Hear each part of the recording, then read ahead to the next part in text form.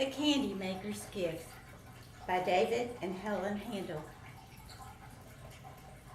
Long ago, on a cold wintry morning, a warm light glowed in the windows of a candy shop. The old candy maker shuffled to the front door and hung an open sign on the window. Turning to the pot-bellied stove, he knelt down to stir the coal and added several logs to the fire. Deep in thought, the old man slipped a linen apron over his head and tied it around his waist. All the while, he smiled, thinking about his 7-year-old granddaughter. What can I give my Katie girl for Christmas? He wondered. I'd like to surprise her with a special gift.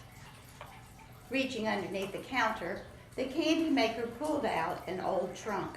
He unpacked a wooden hand-carved nativity set and carefully arranged the large figures on the ledge of the front window. After he put the trunk away, the candy maker busied about, cheerfully refilling the candy jars with mints, butterscotch drops, jelly beans, and candy sticks. He chuckled as he thought about Katie and the village children. He knew all the children by name, and he knew their favorite candies.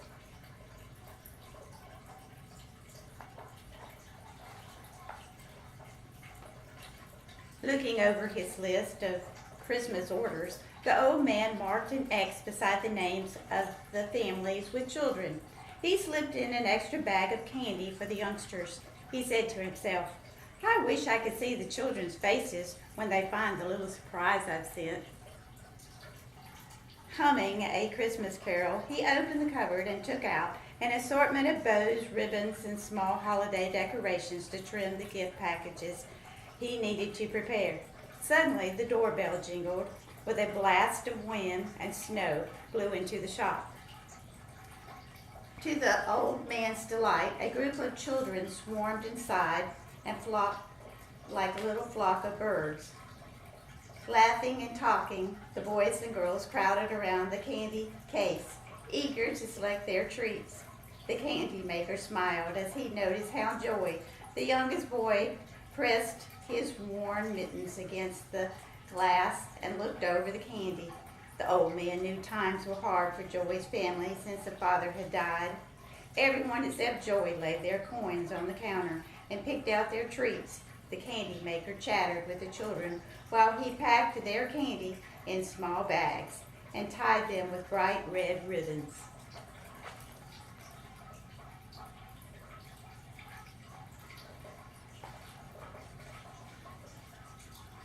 I can't wait to decorate our house and tree tonight, said Ben.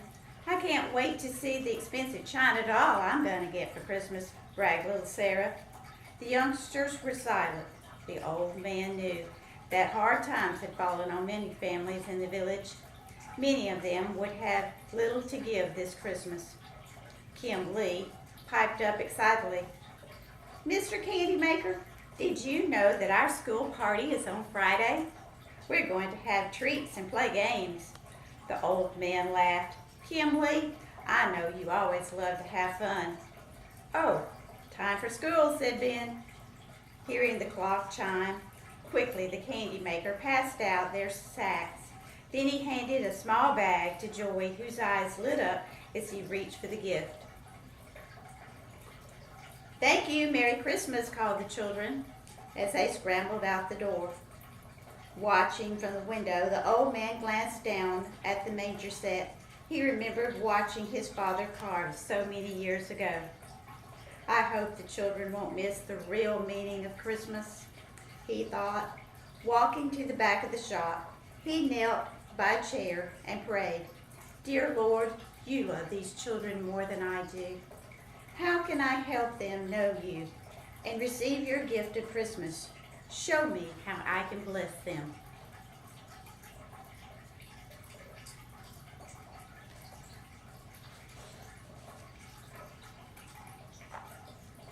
Gripping the chair, the candy maker pulled himself up and wiped a tear from his eyes.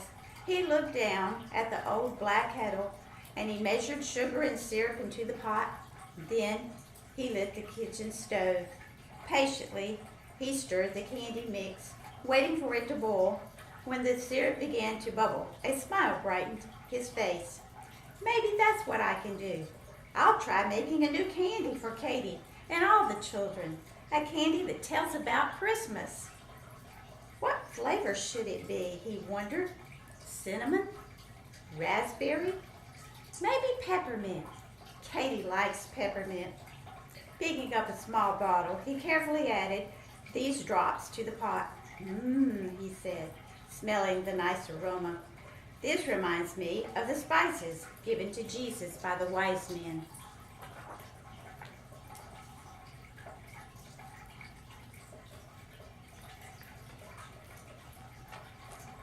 I want the candy to be different from other candy sticks, said the old man.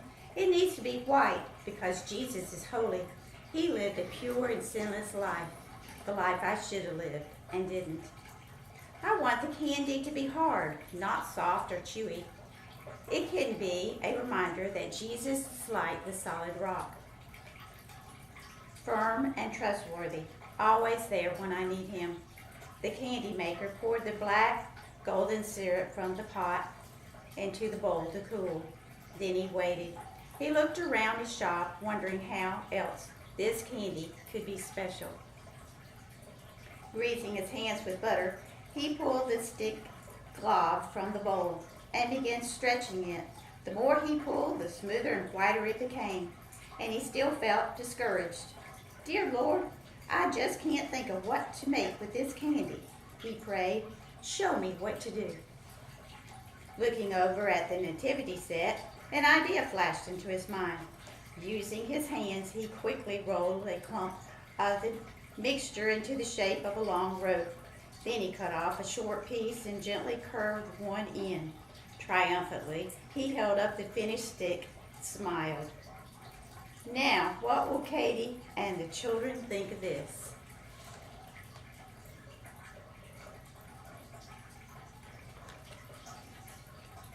The doorbell jingled again, and a familiar voice interrupted the candy maker's thoughts.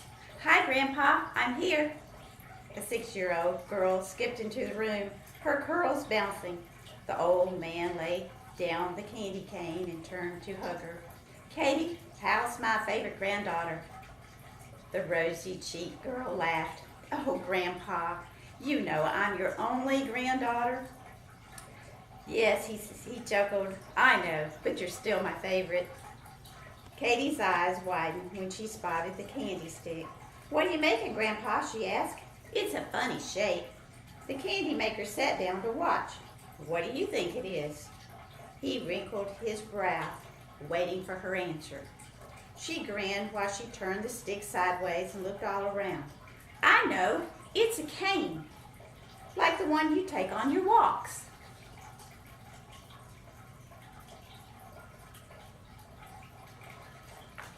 The old man laughed. Well, I hadn't thought of that. It does look like my cane when you hold it with the hook at the top.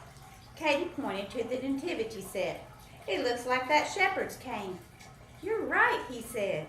Shepherds call it a staff. They lay it gently on a sheep's back. It shows their love, like a hug or a hand stroke. The staff comforts the sheep, and it also guides them to the right path. The hook at the end can help rescue sheep whose woolly coats get snagged in thorn bushes. Shepherds also use their staff to pull sheep away from danger, like a snake or a poisonous plant, or a sharp drop-off at the edge of a cliff.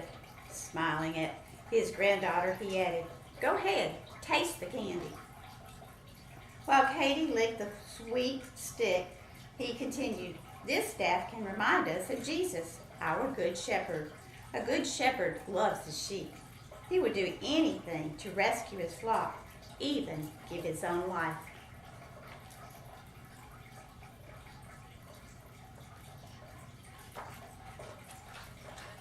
The candy maker cut another candy stick, and he curved the end as he wondered, how can I explain everything? Then turning the stick upside down, he asked his granddaughter, Now what do you see? Katie's eyes lit up. It's the letter J. Why did you make a J? He smiled. Because Christmas, we celebrate the birth of Jesus. This Candy's J is my special Christmas gift for you. Oh, thank you, Grandpa. It tastes yummy, and it smells good, too. She paused and looked at the candy. But it looks kind of plain. Could you make it more colorful? You're right. It does look rather plain. Nodding his head in agreement, the old man chuckled as he opened the cupboard full of small jars. I wanted the candy to be white because Jesus is holy and sinless, he explained. But I'll try and add some color. Use red, said Katie. I like red for Christmas. He took a jar from the shelf and packed a small paintbrush from the drawer. What does red make you think of? He asked.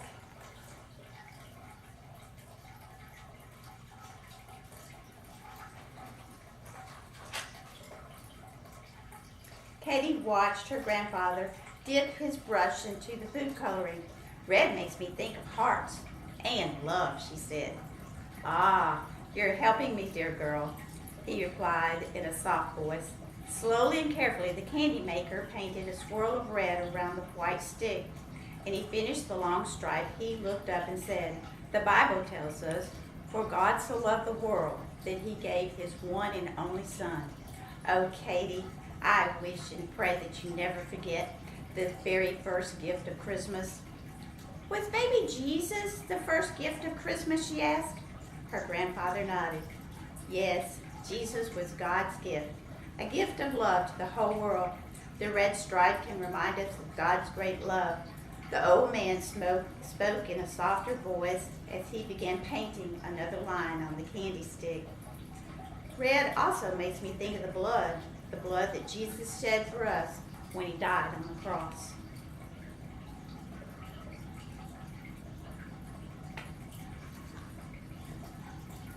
It makes me feel sad that Jesus died, said Katie.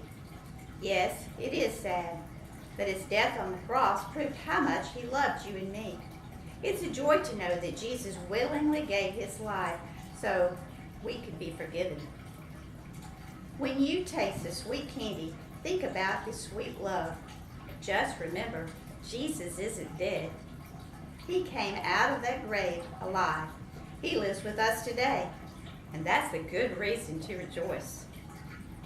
Katie smiled and nodded. And someday, we'll see Jesus in heaven, just like Grandma. Tears blurred the old man's vision. Yes, we will, forever and ever. Heaven is God's gift that never ends. The old man's eyes glistened as he handed Katie the finished candy stick. Watch how you hold it. It's still wet.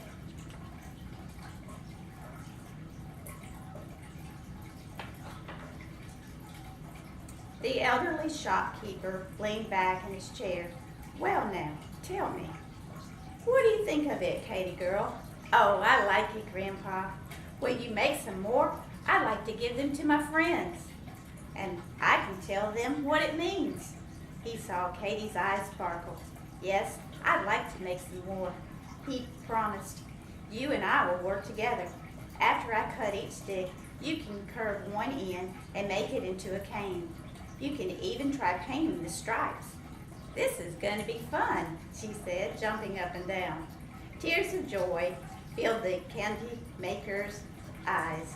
Suddenly he prayed, thank you, Lord, dear God, for hearing my prayer, and thank you for Katie. The old man leaned forward, and he smiled at his granddaughter. Dear Katie, you are part of God's answers to my prayers today. I have wanted to give you a special gift for Christmas, but you gave me something. You helped me to make a candy that would tell the real meaning of Christmas, a candy that reminds us of Jesus. Katie threw her arms around his neck and hugged him tightly. Oh, Grandpa, I love you, and I'm glad I could help you.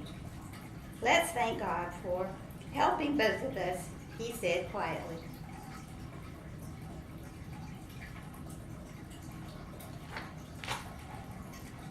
Together they knelt and prayed that this candy would be a reminder of Jesus, God's perfect gift of love, and that through it many would learn the true meaning of Christmas.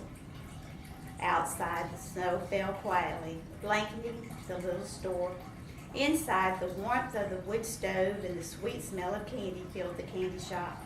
The candy maker knew that he and Katie would always remember this day, and that never he had dreamed that this sweet gift would become part of Christmas traditions around the world. Today, we call it the candy cane.